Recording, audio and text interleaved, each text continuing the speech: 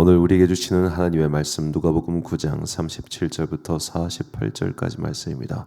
누가복음 9장 37절부터 48절까지 말씀. 저와 함께 한 절씩 교독하시겠습니다.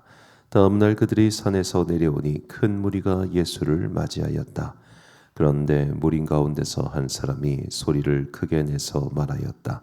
선생님, 내 아들을 보아 주십시오. 그 아이는 내 외아들입니다. 귀신이 그 아이를 사로잡으면 그 아이는 갑자기 소리를 지릅니다. 또 귀신은 아이에게 경련을 일으키고 입에 거품을 물게 합니다. 그리고 아이를 상하게 하면서 좀처럼 떠나지 않습니다. 그래서 선생님의 제자들에게 귀신을 내쫓아달라고 청하였으나 그들은 해내지를 못했습니다.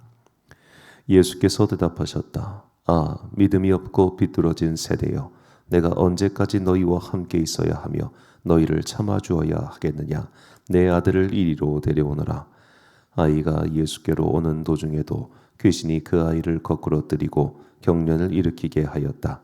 예수께서는 그 악한 귀신을 꾸짖으시고 아이를 낫게 하셔서 그 아버지에게 돌려주셨다. 사람들은 모두 하나님의 위대한 능력을 보고 놀랐다. 사람들이 모두 예수께서 하신 모든 일을 보고 놀라서 감탄하고 있을 때에 예수께서 제자들에게 말씀하셨다. 너희는 이 말을 귀담아 들어라. 인자는 사람들의 손으로 넘어갈 것이다. 그러다 제자들은 이 말씀을 깨닫지 못하였다. 그들이 그 말씀을 이해하지 못하도록 그 뜻이 숨겨져 있었다. 또한 그들은 그 말씀에 관하여 그에게 묻기조차 두려워하였다. 제자들 사이에서는 자기들 가운데서 누가 가장 큰 사람이냐 하는 문제로 다툼이 일어났다. 예수께서 그들 마음 속의 생각을 아시고 어린이 하나를 데려다가 곁에 세우시고 그들에게 말씀하셨다.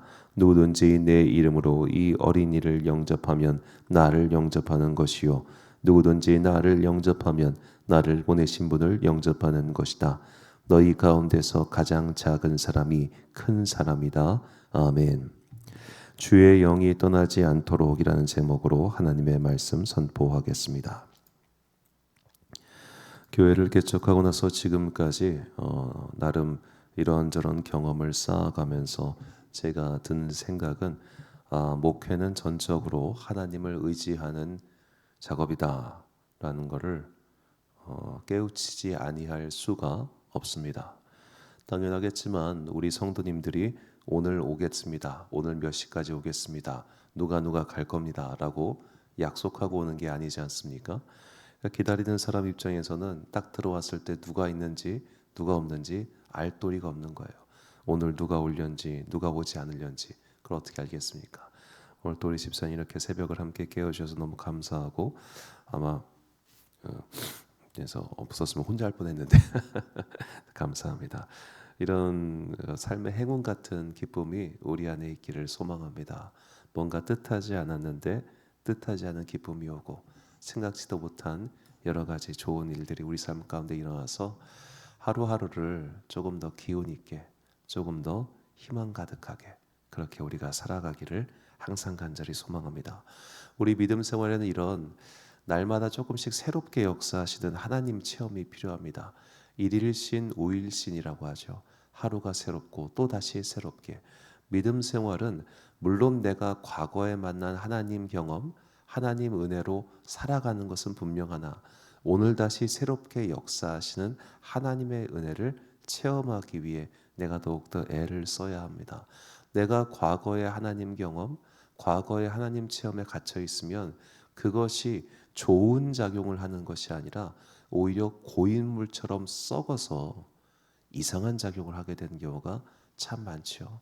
오늘 본문이 바로 그것을 보여주는 이야기입니다. 먼저 본문 41절 말씀을 보면 예수님께서 그 귀신을 쫓아내지 못한 제자들에게 이렇게 단호하게 말씀하십니다. 예수께서 대답하여 이르시되 믿음이 없고 패역한 세대여, 내가 얼마나 너희와 함께 있으며 너희에게 참으리요, 내 아들을 이리로 데리고 오라 하시니. 자, 예수님께서 제자들에게 아주 강력하게 말씀하십니다. 믿음이 없고 패역하였다라고 말이죠. 여기서 패역하다라고 번역한 헬라어 단어의 뜻은 망치다, 망가뜨리다라는 뜻입니다. 너희들은 망가뜨리는 세대다. 무엇을 망가뜨립니까? 본인도 망가뜨리지만 남도 망가뜨리는 자들이다. 그리고 믿음이 없다라고 결정적으로 말씀하시죠. 예수님께서 왜 갑자기 뜬금없이, 아니 귀신 못 쫓아낼 수도 있잖아요. 그런데 왜 이거 갖고 이렇게 화를 내실까? 이렇게 심한 말씀하실까? 우리가 9장 전체를 보면 왜 예수님께서 이렇게 좀 화를 내시는지 이유를 발견할 수 있습니다. 본문 9장 6절 말씀을 보면 제자들이 나가 각 마을에 두루다니며 곳곳에 복음을 전하며 병을 고치더라. 제자들은 이미 병을 고친 경험이 있습니다. 예수님께서 능력을 선포하시며 그들을 보내셨습니다. 그들은 지금 이것을 할 수 있어야 합니다. 왜? 옛날에 해봤으니까.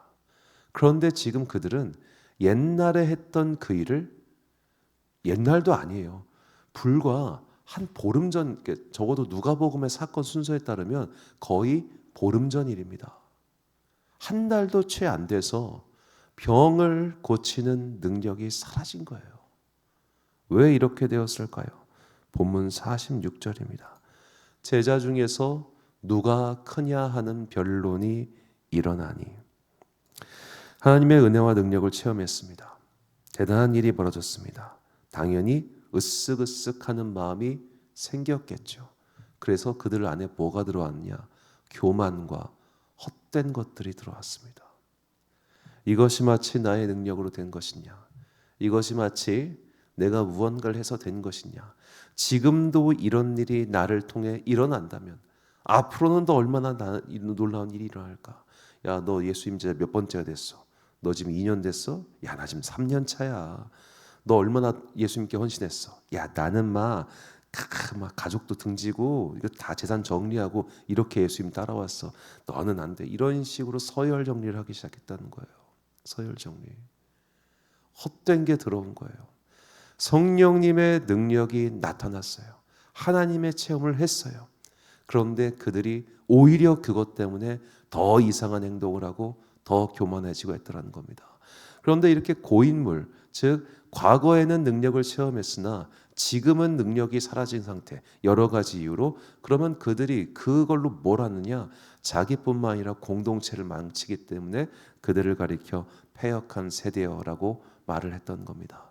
자, 이렇게 한때는 하나님의 영을 체험했고 한때는 하나님의 능력을 경험했지만 여러 가지 이유로 하나님을 떠나게 된 사람들의 이야기가 성경에 많이 나오죠. 대표적으로 사울 왕이나 그리고 사사기에 삼손 같은 인물이 있습니다. 삼손이 얼마나 대단한 사람입니까? 성경에 나온 모든 인물들 가운데 개인적으로 한 명이 그렇게 많은 능력을 가진 사람은 삼손밖에 없습니다. 혼자서 말 그대로 1000명과 싸워서 이길 정도라면 이게 얼마나 대단한 사람입니까? 그런데 그는 그 엄청난 용력을 가지고 그저 자기의 욕망을 채우는 데 사용했습니다. 그래서 그가 마지막 나신으로서 모든 걸 다 어기고 마지막 머리까지 밀어버렸을 때 그가 진짜 하나님께서 그를 버리셨던 거예요. 그 나신의 계율 중에 부정한 것을 만지면 안 되고 포도주를 가까이 하면 안 되고 그거 다 어겨요. 삼손은 마지막으로 어긴 게 삭도 되지 않는 거, 그거를 어겼기 때문에 거기서 하나님이 아유 하고 등을 돌리신 겁니다. 머리카락에 그의 힘의 근원이 머리카락에 있었던 게 아니죠. 나신의 서약을 통해서 하나님께서 그에게 주신 것인데 그가 그것마저도 망각하고 버렸을 때 하나님께서도 그를 버려신 겁니다. 자, 이렇게 한때 하나님의 능력을 갖고 있었으나 결국 하나님께 등을 돌린 사람들 혹은 하나님께서 떠나가신 사람들이 있습니다. 그런 사람들에 대해서 사도 바울이 이렇게 정리해서 알려줍니다. 디모데전서 6장 4절부터 5절까지 말씀을 새번역 성경으로 읽어드리겠습니다. 그는 이미 교만해져서 아무것도 알지 못하면서 논쟁과 말다툼을 일삼는 병이 든 사람입니다. 그런 데서 시기와 분쟁과 비방과 악한 의심이 생깁니다.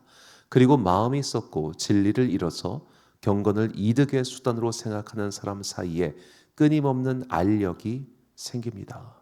자, 마음이 썩어버리고 진리를 잃어버렸기 때문에 이제는 뭐가 생깁니까? 말다툼이 생기고 서로 누가 크냐 안 크냐 갖고 다툼이 생긴다는 겁니다.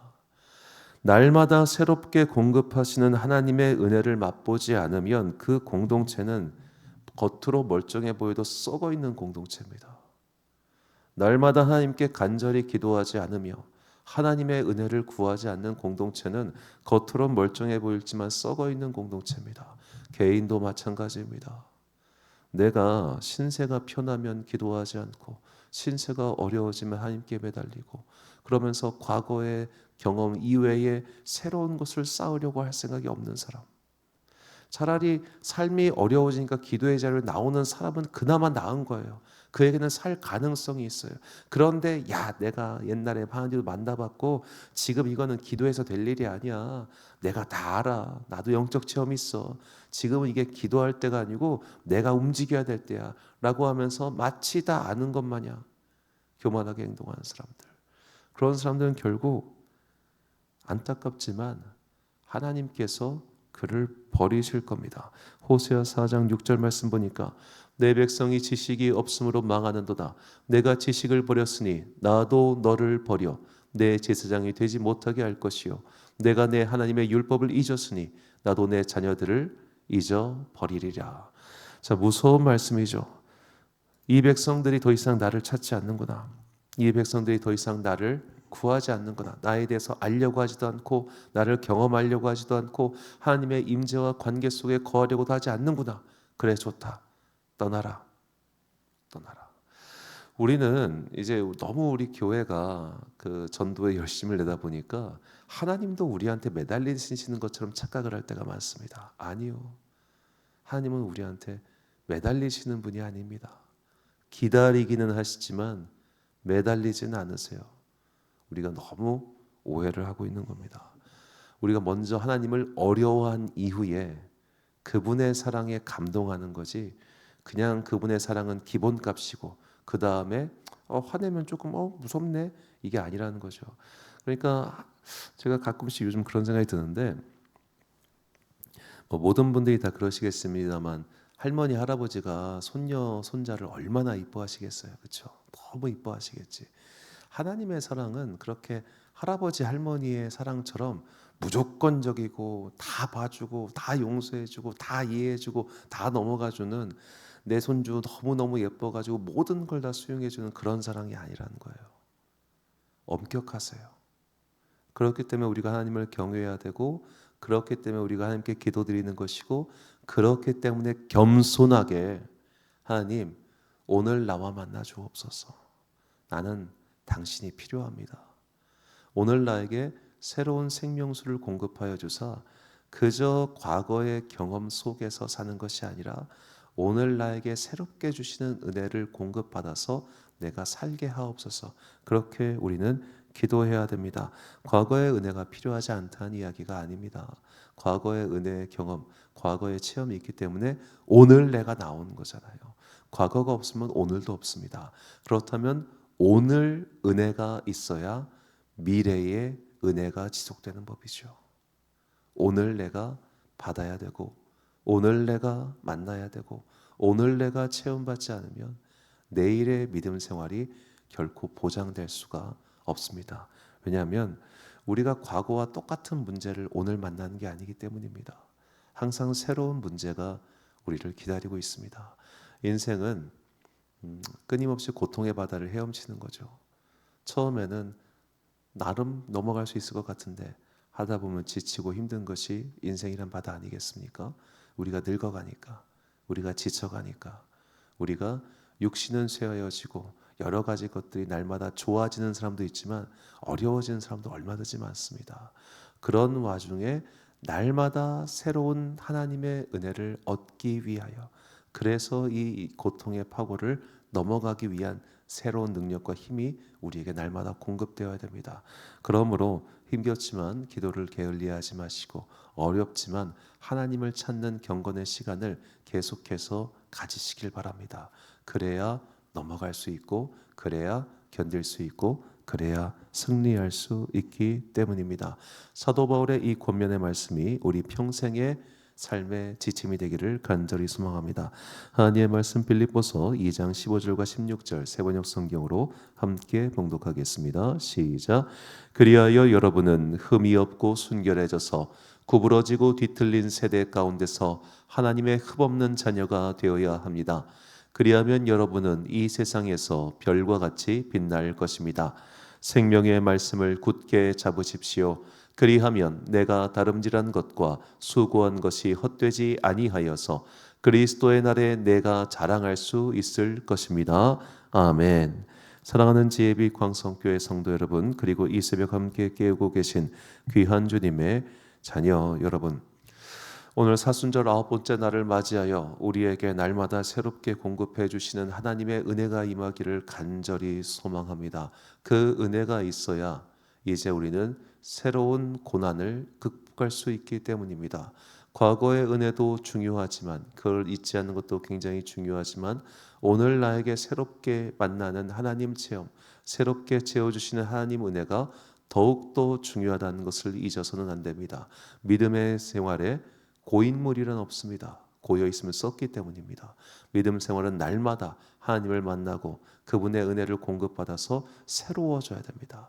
이렇게 새롭게 하는 은혜를 얻기 위하여 각자의 삶의 자리에서 오늘도 최선을 다하여 하나님의 뜻을 묵상하고 그 뜻을 실천하기 위해 노력하는 그런 여러분과 제가 되시기를 주님의 이름으로 축원합니다.